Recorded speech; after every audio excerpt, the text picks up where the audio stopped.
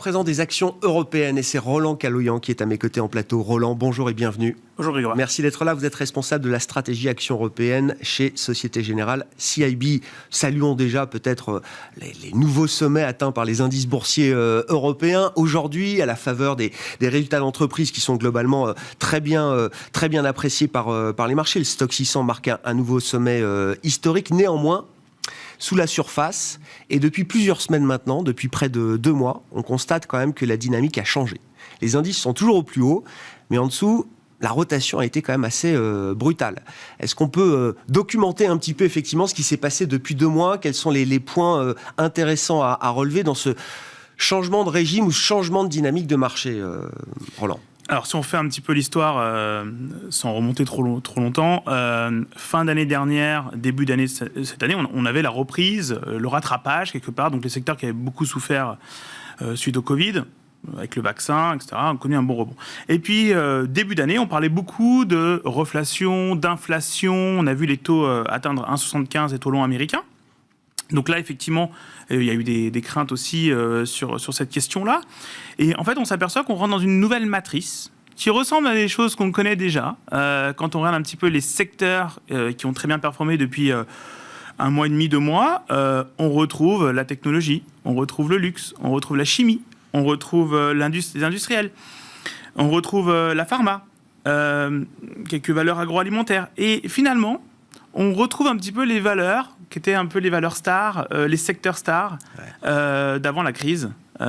Et donc on retrouve moins les banques, moins les ressources de base, moins les pétrolières. C'est moins ça, l'auto aussi. Moins l'automobile.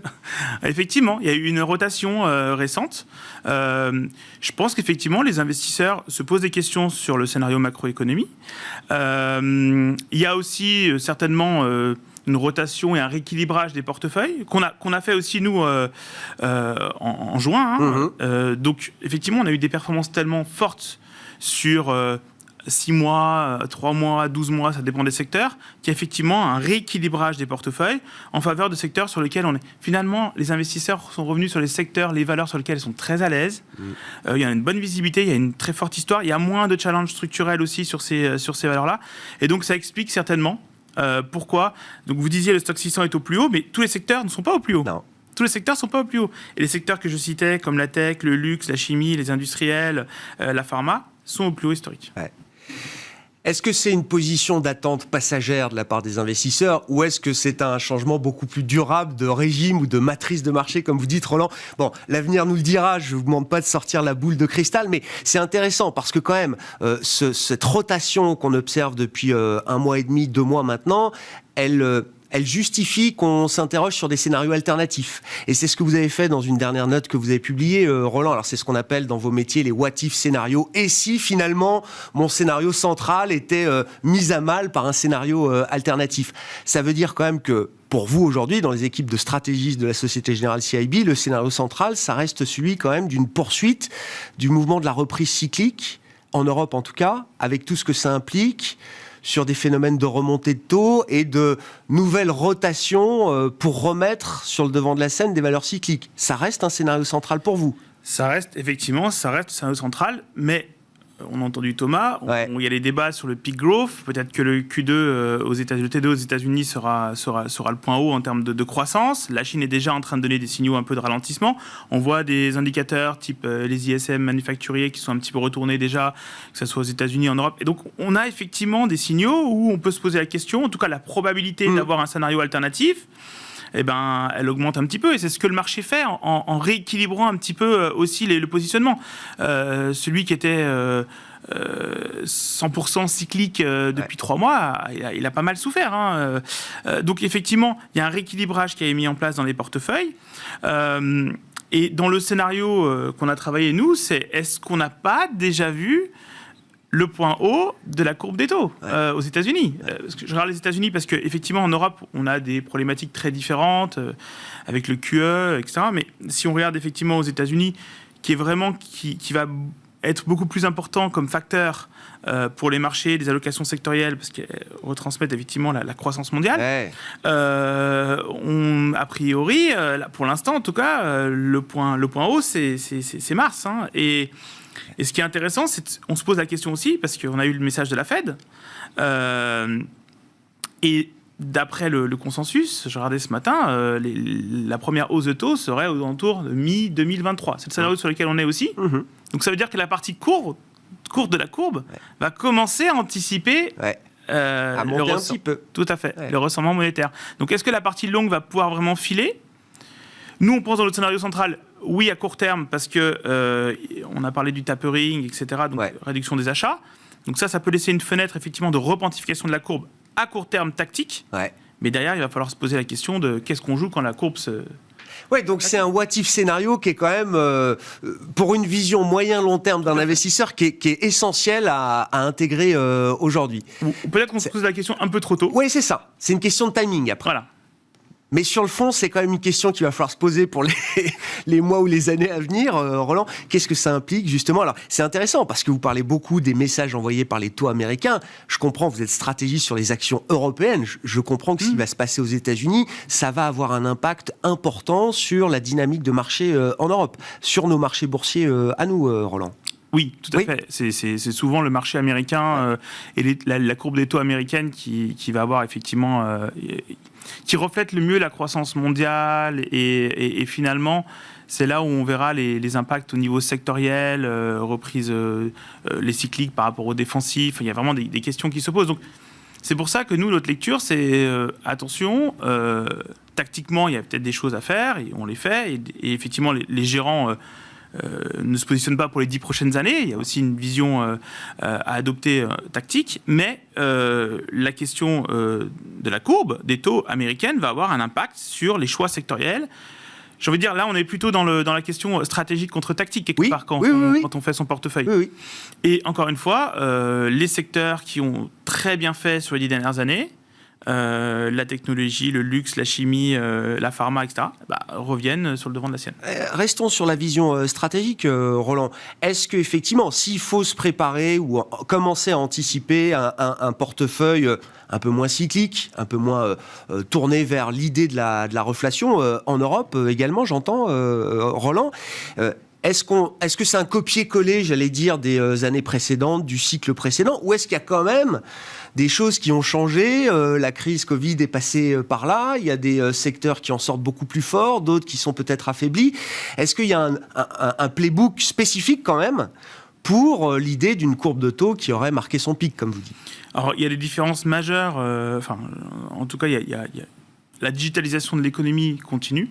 On voit bien la technologie, les demandes pour le semi-conducteur. Si on prend ces dernières années, il y a eu la 3G, la 4G. Aujourd'hui et demain, ça sera la 5G. Donc là-dessus, la technologie, tout ce qui est lié à la technologie va continuer. Et puis, il y a quelque chose qui est en train de monter en puissance. On a déjà parlé plusieurs fois sur ce plateau. C'est évidemment le Green Deal. Aux États-Unis, en Chine et évidemment en Europe avec le Green Deal de la Commission européenne. Ça, la transition énergétique, c'est quelque chose qu'on n'avait pas il y a 4 ans, 5 ans, 10 ans. On en parlait, il y avait des investissements, mais il n'y avait pas des investissements de cette ampleur-là. Et au-delà du Green Deal, où on a vraiment une vision très investissement public, il y a aussi aujourd'hui une pression qui est mise sur les entreprises pour produire des services, des biens, en émettant moins de CO2. Donc ça veut dire aussi qu'on va avoir un cycle d'investissement, de CAPEX, très important, pour essayer de réduire, pour essayer de toujours produire en réduisant son impact carbone. Donc ça, c'est nouveau quelque part.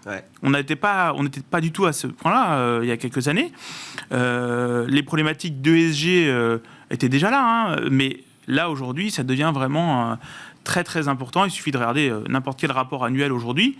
La première page, les premières lignes, d'aller sur n'importe quel site corporate, on met en avant, effectivement, des grandes décisions stratégiques qui sont prises de la part des entreprises en ce sens-là. Donc c'est pour ça, effectivement, pour revenir sur votre question, je pense que tout ce qui est lié à la décarbonisation, au Green Deal dans les années à venir, du stratégique, va continuer. Green Deal d'un côté, digitalisation de l'économie.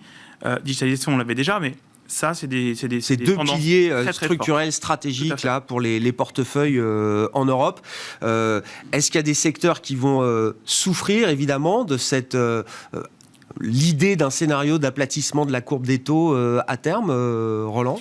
Alors c'est souvent les secteurs très très cycliques parce que la courbe des taux qui s'aplatit donne un signal qu'on s'approche. Enfin, on a vu le point haut du cycle, etc. Pour moi, il y a un secteur sur lequel il n'y a pas de croissance. C'est le secteur de l'énergie, enfin des pétrolières. C'est dur d'imaginer à 5 ans, 10 ans, 15 ans, 20 ans.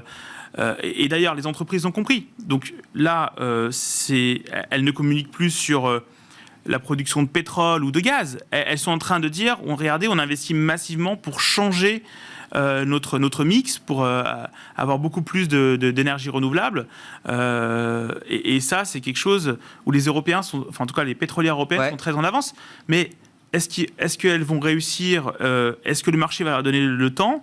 Est-ce qu'elles ne seront pas sous pression dans les prochaines années? Là, effectivement, il y a une vraie question qui se pose sur ce secteur-là. Et vous dites c'est trop tôt en tant que stratégiste, vous n'avez pas encore assez d'éléments, d'évidence pour avoir une fiabilité sur l'idée quand même que certaines de ces entreprises-là, la transformation de certaines de ces entreprises-là va être aussi créatrice de valeur, peut-être sur le plan boursier. Pour vous, c'est trop tôt pour avoir un call fort là-dessus? C'est des gros paquebots et pour changer de direction, ça prendra du temps. Il suffit de regarder la quantité de capex. Et puis, quelque part, on a besoin encore de pétrole. Ben oui. Malheureusement, elles sont un peu aussi piégées par entre deux chaises, pour dire les choses. Donc, il y a cette problématique-là aussi. La réalité, c'est qu'on parle de transition énergétique. Donc, transition, ça ne veut pas dire qu'on change tout du jour au lendemain, c'est qu'on y va doucement. Et malheureusement, elles semblent être un peu la variable d'ajustement. Le pétrole a très fortement rebondi ces derniers mois. Et on voit effectivement que les pétrolières, elles ont eu du mal. Ça veut dire que pour l'instant, les investisseurs n'y croient pas. Bon, préparons les portefeuilles et les esprits effectivement à cette idée de l'après-rattrapage. Juste pour revenir sur le scénario tactique central, là, ils disent quoi les stratégistes taux de Société Générale sur justement la courbe des taux dans les prochains mois? Là, ça va se repentifier quand même un peu. C'est ce que vous dites, il y a une fenêtre d'opportunité qui reste présente. Oui, surtout avec le niveau de faiblesse qu'on a pu atteindre. Là, tout à fait. Alors là, à court terme, il y a le positionnement, il y a évidemment la Fed avec ses achats, il y a on parle du big growth, les attentes d'inflation sont un petit peu revenues aussi des attentes de long terme. Donc tout ça explique la baisse des taux.